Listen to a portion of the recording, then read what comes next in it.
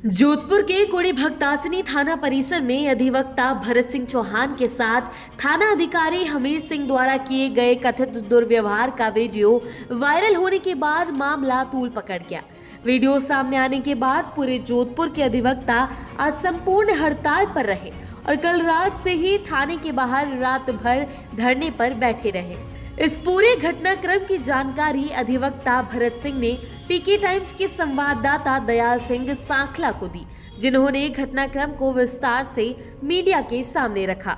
जोधपुर के कुड़ी भक्तासिनी थाना में जो है एसएचओ हमीर सिंह ने एक अधिवक्ता के साथ दुर्व्यवहार किया, उसको लेकर पूरे राजस्थान के अधिवक्ता आज आंदोलित है और हड़ताल पर है। आज पूरे न्यायिक क्षेत्र में कहीं कार्य नहीं हुआ। जानते हैं अधिवक्ता से क्या मामला था और किस तरह से जो दुर्व्यवहार की घटना हुई, उसका वीडियो वायरल होने के बाद जो है अब अधिवक्ता आक्रोश में है। क्या घटना रही? जय हिंद। मैं एडवोकेट भरत सिंह राठौड़। मेरे पास 4-5 दिन पहले एक महिला आई थी जो रेप पीड़िता थी, जिसके साथ बलात्कार हुआ था। उसने मेरे को ये बताया कि यहाँ के जो सीआई और जो कांस्टेबल नरेंद्र सिंह है वो कोई कार्रवाई नहीं कर रहे हैं और नहीं मेरे बयान रिकॉर्ड कर रहे हैं, तो आप मेरे साथ चल के बयान रिकॉर्ड करवाइए। मैं उनके साथ यहाँ पे आया था। कल शाम 7 बजे मैं यहाँ पे आया था। यहाँ पे यहाँ पे जो एक कांस्टेबल नरेंद्र सिंह है वो यहाँ वर्दी में नहीं था और बिना वर्दी में बयान ले रहा था।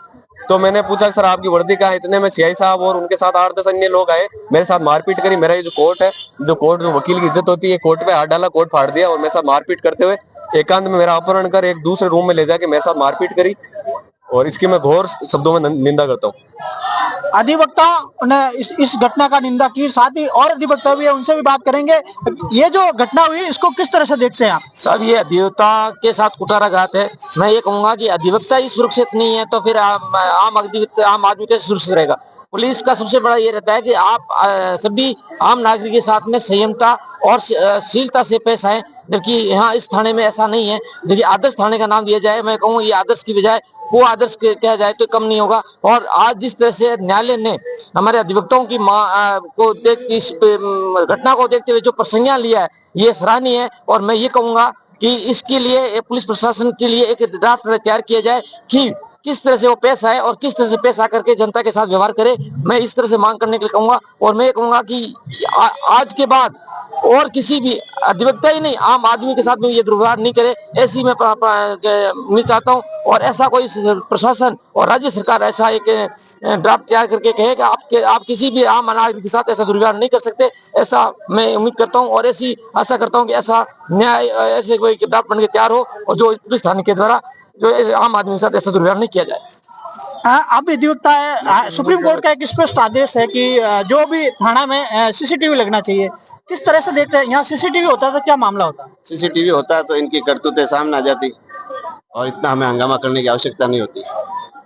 अभी क्या न्याय मिला है? हाईकोर्ट ने प्रसंज्ञान ले लिया है और उन्होंने कार्रवाई विभागीय जांच खोल दी है और सहायक आयुक्त जो पुलिस अधिकारी है उन्होंने तत्काल प्रभाव से यहाँ के कांस्टेबल को सस्पेंड किया है और यहाँ के सीआई हमीर सिंह जी उनको तत्काल प्रभाव से सस्पेंड किया है।